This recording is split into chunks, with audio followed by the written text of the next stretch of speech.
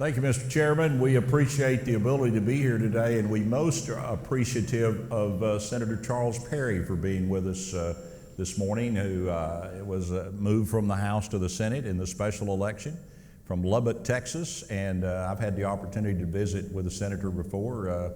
Our local county judge and I got to have lunch with him one day and visit right after the special election. Enjoyed that very much, and we were very impressed with the topics that we discussed in the area that we had. Senator, welcome to Texas Farm Bureau. It's great to be here. I'm a little concerned that the door prize happened before I spoke. There may not be anybody in here. I thought that's probably what told them over, but we'll have a good session here. Well, we learned the lesson a few minutes ago that when you're mic'd up for one of these sessions and you go out in the hall, you don't want one of your friends to tell you a joke because it gets broadcast over the deal. But anyway, maybe that's happened in the industry several times, but we'll avoid that. We had a great discussion this morning with some of your former fellow House members and talked a lot about the legislative session and things that happened, things we liked, things maybe we didn't exactly like, and maybe things that didn't happen. And we'd like to continue that discussion with you along some topics. And I think we'll start out with the same way we did before. Give us kind of your general overview of the session and what your thought process was coming out of it. What did you like? What did you not like? How did it go for you? Well, from a Senate perspective, I think it was very productive and a very effective and efficient session. Lieutenant Governor came in with an agenda. He didn't try to micromanage it. That was one thing I appreciated. And from the guys that had been there in the past, they said that was unique, that the Senate kind of got to be ran by the senators. The chairman kind of ran the committees and didn't have this oversight in a very detailed level. But from that perspective, the Senate came in with a goal, set a very conservative budget on the front end, and that budget held true all the way through the process, and then came back from the House and the Senate conferee process intact, so we were proud about that. Franchise tax, that's one of the things that I think the state of Texas continually goes down the road on, and that's one thing that keeps us from being one of the, quote, business-friendliest states. I think y'all had the demographer yesterday, and I don't know what the numbers he quoted you. I've heard 40 million people in my lifetime. We have to have jobs for those people. So anything we do today to shore up a business-friendly environment, supportive of business, we've got to continue down that road. So franchise relief, tax relief was important to us. There's even more reasons today to continue down that road of eliminating the franchise tax. All in all, successful session, I think, on both House and Senate version coming through. All we've got to do is the budget.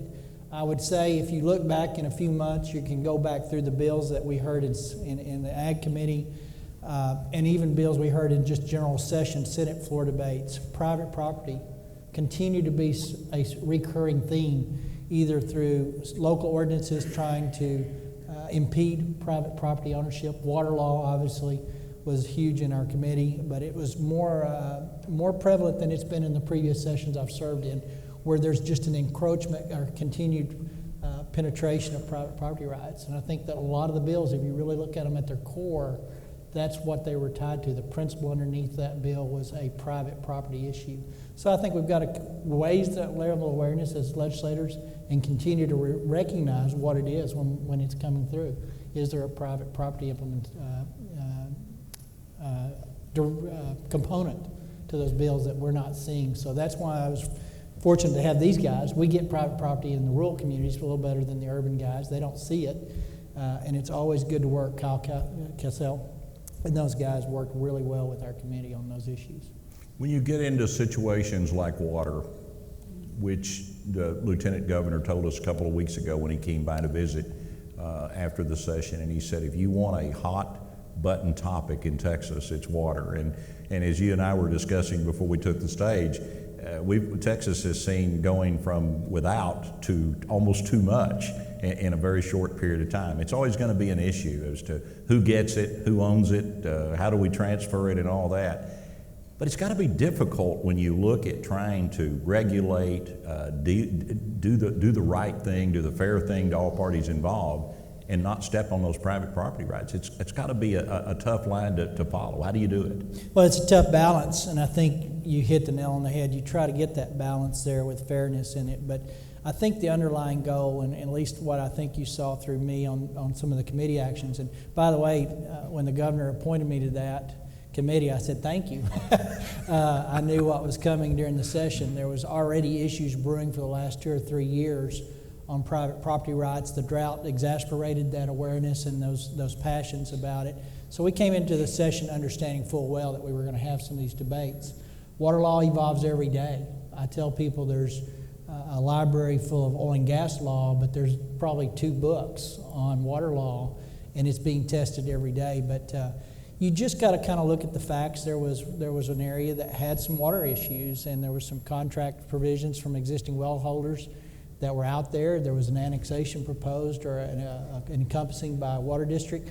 And you just got to kind of step back, take a global picture, recognize it for what it is, and you've got to respect the rights of all those parties. In water, somebody's always going to give and somebody's going to take. And so I think that you're always going to have that contention in that debate, in that perspective. But we've got to protect private property. We just have to. When we lose the ability to use, control, or sell or lease, be it whatever that may be of our own property, then we really lose what sets us apart from the rest of the world.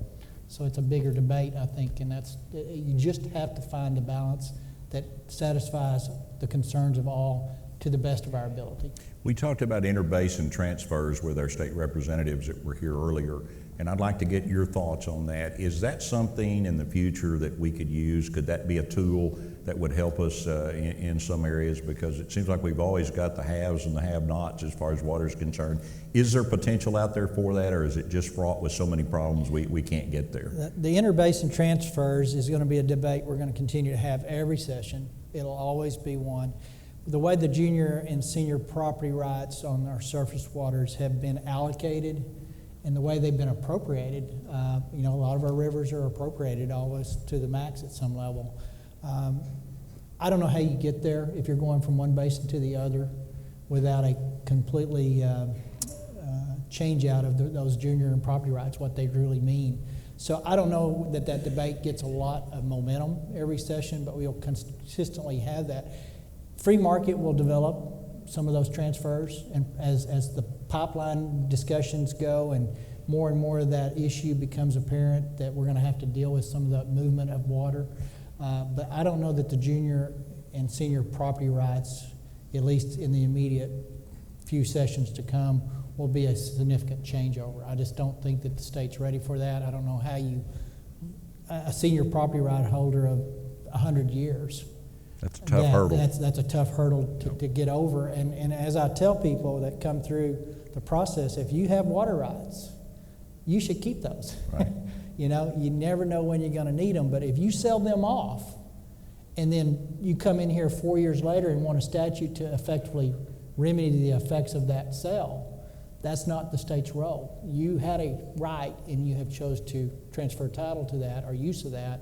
That's the process we live in today. So I got a lot of those concerns or just our discussions where I had it, I sold it because at the time it made sense to do it. Now I regret I did it. Well, you got to kind of be a little more forward thinking than that and hang on to what you got. I can't imagine a good reason to sell a water right. Absolutely. And it seems to have bitten some of our counties. And maybe that's become more to the forefront with the droughts that we've been through in the last few years, and not just one area of the state, but almost the entire state of Texas affected by that tremendous drought from 2011 on.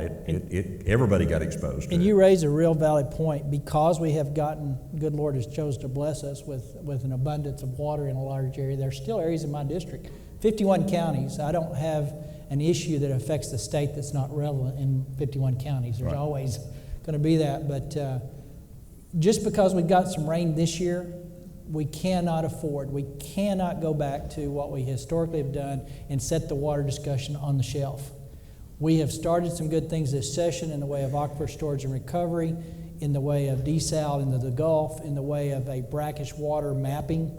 We've got large brackish waters underneath our state's dirt, and we put money to map for the largest brackish water aquifers, the geography of it, the geology of it, that had it not been, it had been 2022. We'll have those mapped by 2016 because of that initiative. So we have to continue to act as if we are in that drought mode and go forward with those initiatives. Well, you've probably still got some places in your district that still has some low reservoir. I have some really still Sweetwater area and San Angelo area, some of those reservoirs, Ivy and some of those, they're not full. They're not full. They're not even half full. So the river flows have been kind of moving to the different reservoirs. A lot of them are in good shape.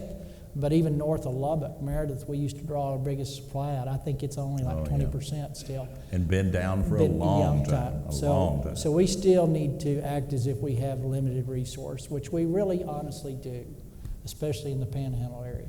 You know, an interesting fact, it's interesting that we talk about water and water rights and private property rights all together. One of the statistics that I quote from time to time that people don't realize out there, and this will come into the discussion at some point in time, you know, the watershed in Texas is privately owned. And a lot of people don't understand that. The cities, municipalities, the water districts own the reservoirs. But that watershed that's out there is about 90% privately owned in the state of Texas. And as we go forward with private property rights and with a discussion of water, that's going to be a factor, and it's going to have to be dealt with. And it's important then that we support people in maintaining those watersheds and doing the very best we can through our soil and water conservation work. We're very interested in seeing that those private lands are protected, because even though they're private lands, they are a direct component of that public water supply, and that's something that people don't really realize. They don't, and as we get legislation out of the federal side, the Clean Water Act, you know, it's been around since the 70s. Well, just now, we're lucky that government moves extremely slow. It's taken them near 50 years now to develop what water is defined as under 400 pages. I think the Clean Water Act was somewhere around 80 pages. It's taken them 50 years and 400 pages to define what water looks like.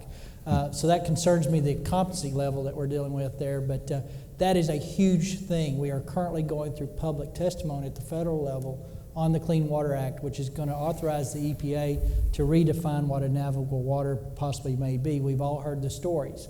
Aplaya Lake, I think Representative Murr talked about a creek on a property. There's going to be a huge push to connect the dots, if you will, through the EPA process, that those are now going to be called navigable waters. But they are having federal public commentary on those, and it would be wise for the farm bureaus, as I know they will around this country, to be very much engaged in what that looked like. That is a huge piece of legislation that's been out there on the horizon for years under the current administration that's moved to warp speed. So you need to be aware of that, but it will have a direct effect on Texas. And be engaged. We went through that process in my county, where we had a stream that they came in and did the survey on to see if it actually was a navigable water. And it's frustrating to a lot of us that know that it's nowhere close to being navigable water. It never has been, and we shouldn't even be having this discussion. But rather being frustrated by that, it's more important that our Texas Farm Bureau members and our rural residents show up and participate in that comment period, because they actually have the ability to change the status of that deal. And when one of those is in your community, as frustrating as it might be to have to go through the process, I think it's very important that we stay engaged and protect that, because it's going to have a lot to say about your private property, depending on whether that stream is a navigable stream or not. And we can have an influence on that. So be advised when it's going on in your area. Be engaged and participate. It's important. Senator, let's move on to ag liens. This is something that's extremely important to Texas producers. We've had problems in various parts of the state when you have a grain elevator failure or some other problem as to who owns what and how do they stand in line. The grain indemnity program that we've tried. We need to talk a little bit about that. Tell us about the ag lien situation in Texas. Is it still as complicated as it's always been? I think the last session, this last ag lien bill we got through, clarified some of the stuff that was out there. You know, basically, the farmer was put in the same category as the unsecured vendors, the unsecured creditors, so the light company had the same position, if you will. So outside the bank and any of those first collateral positions out there, the farmer was in a pool of liquidation distribution, no different than the guy that had no correlation to the crop. So this last session with proper filings, UCC filings, the the farmer will take a step above those unsecured creditors. They won't be ahead of the bank, they won't be ahead of the IRS, but if they were any other creditors and any money to be distributed through that process, the farmer would take precedent over the unsecured vendors. So it's a step in the right direction. Maybe we can even begin to shore that up. You know, in construction industry, they get mechanics liens. There's a little bit better security available in other industry groups. So I'd like to kind of extend that over into the ag business as we go forward. But you got a lot of different laws that are played there with the fungible nature of an inventory. How do you identify it, and specific identification that you've got to deal with. But that said, I think it was a great door opener. It's a great step in the right direction. We'll continually to evolve in that perspective, and I think there's probably a few more legal minds out there that can help shore that up even better. Will a UCC filing still be required to put you in position? I believe that's the way it is. You're still going to have that. And that's something we're going to have to become educated on and taking care of. It's not as hard as it sounds. No, but it's just something that's got to be done. It's got to be taken care of. It'll just become part of the process, like planting seed. It's an important part. The grain indemnity deal did not pass this last time when it was put forth to producers. Do you have any thoughts on that? Do we need to make changes? Did we not package that thing right? Is it a bad program? What are your thoughts on the indemnity? You know, my desk mate in the House in 11 brought that out, and just observation. It was a fairly complicated concept, number one, to make people understand what we're trying to do. Number two, the grain lobby, if you will. There was some internal strife amongst the stakeholders. So from a legislature's perspective, anytime you can't get your stakeholder groups in sync, you just want to kind of stay away from it anyway, because it's a no-win either way, because you're going to make one side or the other mad. So I was disappointed this session because I think all of those issues had gotten resolved. I think everybody was on board. I don't know why it didn't pass, to just be straight up. I think it kind of came in. We had talked about it early, but it really didn't materialize till a little bit later in the process. But it just didn't seem to ever get the momentum, and I don't know that reflects anybody did something wrong. Right. But I think with where it's at today, the ability to pick it up next session, day one, and educate and begin that discussion early, I think we'll get that through. And if you'll get it to your ag person, whoever that chairman may be in the next session, and get it over to the right group in the House and get that out early before all the other stuff that we do as a legislature gets caught up in the minutia, we can get that one passed out pretty quick. Because I think it's ready. I don't know exactly what happened while the wheels came off. Well, if you've ever lived through elevator bankruptcy or whatever, it becomes very, very focused as to the fact that we need to do something about it. But it's also one of those things that if you've never suffered through that and never been a party to that, it might be kind of a secondary thing, like, oh well, I'm not so worried about that. You know, most of my urban guys don't understand that bread's from grain.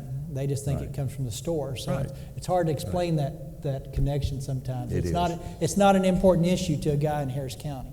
Well, it can be as important to a producer as they can have their entire year's production tied up in that thing, and it can be extremely devastating, and I think it would be a good tool for us to use as we move along. And we want to go ahead and put the word out. We're going to take some questions from the audience for the senator, and obviously we'll have some of the same things and same discussions we had before, but from a different perspective and a different branch. So if you want to begin to make your way to the microphones, we want to hear from people.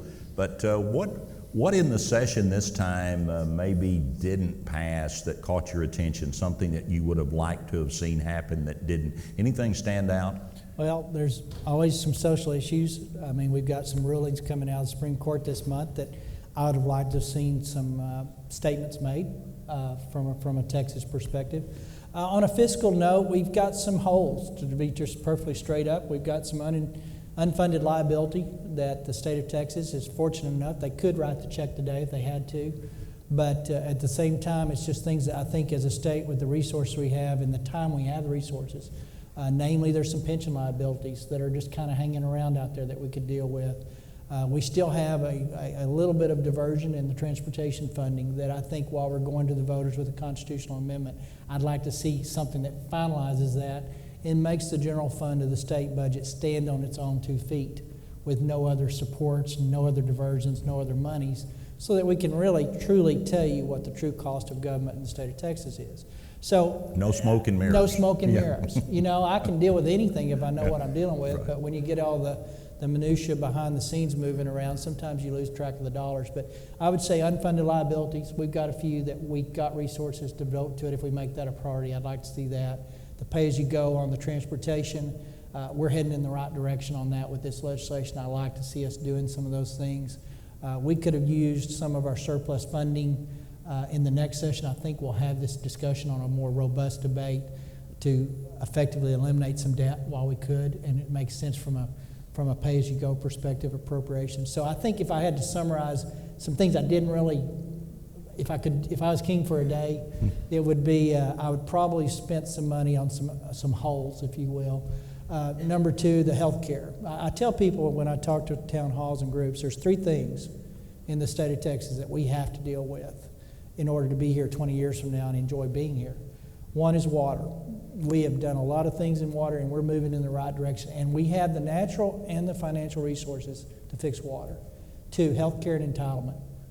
Number two item in the budget, and that's really, I think, probably based on just the way we budget. It probably, truth be known, if all costs were considered and appropriated, we would probably be the number one budget item, but somewhere in the neighborhood of $78 billion or so. Healthcare is going to be the number and one. even rural. Yeah. Rural. So we have to start addressing the rural healthcare needs, but mainly the healthcare and entitlement system in Texas. And then the third thing, the equitable distribution of public school finance. Just not the adequacy, but the how we move money to the districts. Those are three things that I think are long-term, big issues that Texas must grapple with in order for Texas to survive in a way we would like for it to see. Two of the three are solvable today if they become a priority. The third one, the public school distribution of those funding, that the money we give, how it's distributed, is an extremely complicated and almost within the confines of our current Constitution, not solvable, just the way our system is funding is distributed. So those are the three things I always talk about as I see groups around the state, that those are the three that we do. And I think we didn't do much on the healthcare initiative. We're waiting on the court case for the public school. On the first one, I think we've made a lot of progress on water. So I'm excited about where we're at on that. We've got to tackle entitlement and healthcare coming up. Senator, let's go to the floor. Do we have a question from the floor? If you'd like to step up and address the senator, ask a question. If you'll come to the microphones, we've got them located, and okay, we'll take some questions from the floor. My name is Greg, and I am in the district with Jim Keffer. Have a keen interest in public education, and one of the things I wanted to ask is most everybody in this room is a product of public ed. And everybody in here is tired of taxes at the national, state, and local level. So we're looking at a homestead exemption, moving it from $15,000 to $25,000. That's an average savings for the homeowner of $120. It's a great thing. But in these rural communities, that's also $120 less revenue for that school district. What is the mechanism? It's kind of that unintended consequence. There's a lowered tax, but your school districts are going to receive $120 per average per home to fund those kids. And our rural schools are the lifeblood of our community. What is the mechanism to make up that money? And in that, new money was put into public ed, but it does not go back to match the reduction from 2009. Almost 400,000 new kids have come into public ed, and we're under a state lawsuit that says funding for ed in Texas is not equitable or adequate. So what do? We won't lower taxes, but we're taking money out of our school districts. How do we offset that? Tough question, and I don't envy where you sit. Well, actually, that was not as tough as it would have been two years ago. The property tax homestead exemption increase is the tax savings that we funded with the state. For those that are not aware, if we change if property taxes on a local, number one, the state of Texas doesn't have property taxes. I think sometimes people get engrossed in this idea that we get to control what property taxes look like. We can make some statutes, as we did, that can do some things to how the property taxes work, but we really don't have a lot of say. But here's the deal. We put, I believe it's 2.5 into franchise tax relief, and we put about $2 billion into homestead exemption increase. So the idea that we reduced a local school budget's ability to have income by virtue of the homestead increase is just, we funded that. We are required by law. It's kind of a half empty, half full concept. If we take money out of a local district's budget by virtue of changing the property taxes, we pretty much have to shore that up with a state check. So this homestead exemption to the schools, and it's only for the schools, was funded by the legislature. So there was no, effectively they're neutral. So that's the first thing. We didn't affect the local school district's budget because we put the money in to shore that back up. Two, we have now surpassed what was cut in 11, my first session. We had roughly a $27 billion estimate. School districts were about $5.5 billion of that cut. Not because we were anti-school districts, because they're the largest share of our budget. They took proportionally the biggest share of the cut. We have now gotten that back up. We actually increased funding per student to about $100 per student per average hire. When you consider all that, it took $1.5 billion above the growth. We've added about 80,000 kids a year for the last 10 years to the public school system, and we added $1.5 billion in funding over and above what the growth component was. So we have now built back up, if you will, or went past where the cut was with $100 per kid on average back to the districts. In rural districts, the non-wealthy ones, I'll put it this way, they're going to see another good bump. Last session, they saw another good bump. The last two sessions, because of some ways we had tweaked the formula, we're beginning to bring everybody to a more equitable position, which is where the courts are currently. So one, the homestead exemption, the decrease in the ability of the tax district to collect on the homestead increase, we funded. We have to do that as a state. Two, we have now gotten back up above where we were from 11, and we're actually averaging about $100 or so more per kid in funding going forward. So we've kind of fixed that. Now, what I said in my comments just a second ago, the most difficult challenge we face is how do you distribute the funding in public ed?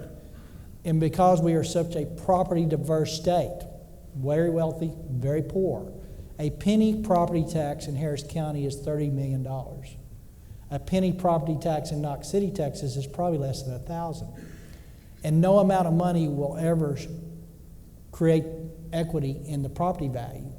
It can help supplement and help even out, but the money issue will never fix the underlying base. So that's the challenge of public ed going forward is if we're going to be in a property tax system and you have a constitutional prohibition to a statewide property tax, the equity piece of moving those around, I'm not advocating anything today, I'm just stating the facts are we cannot function within the same constitutional limits that we have currently on us and fix the equity piece of the property tax because you can't fix it with just more money.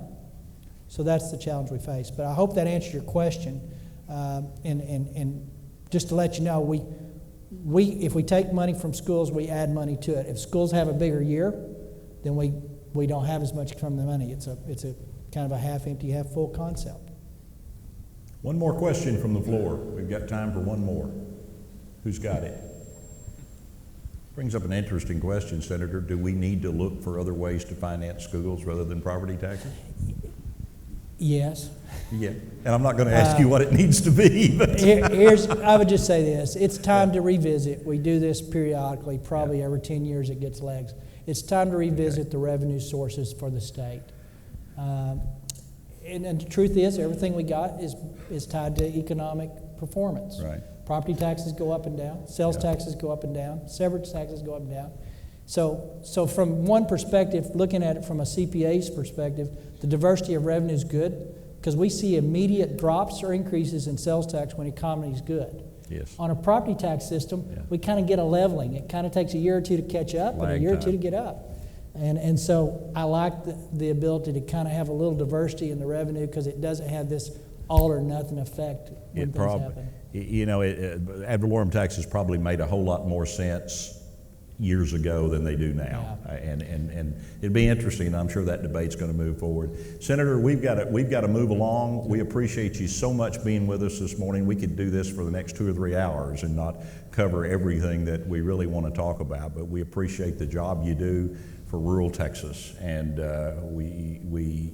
it's so important to Texas Farm Bureau. You know, we're about property rights, and we're about trying to move this state forward and make it be the best it can be, and we appreciate your efforts, and we appreciate you taking time to be with us this morning, and that's important to us, that you would come and visit with us. Thank you very guys. much. We appreciate it. Ladies and gentlemen, Senator Perry.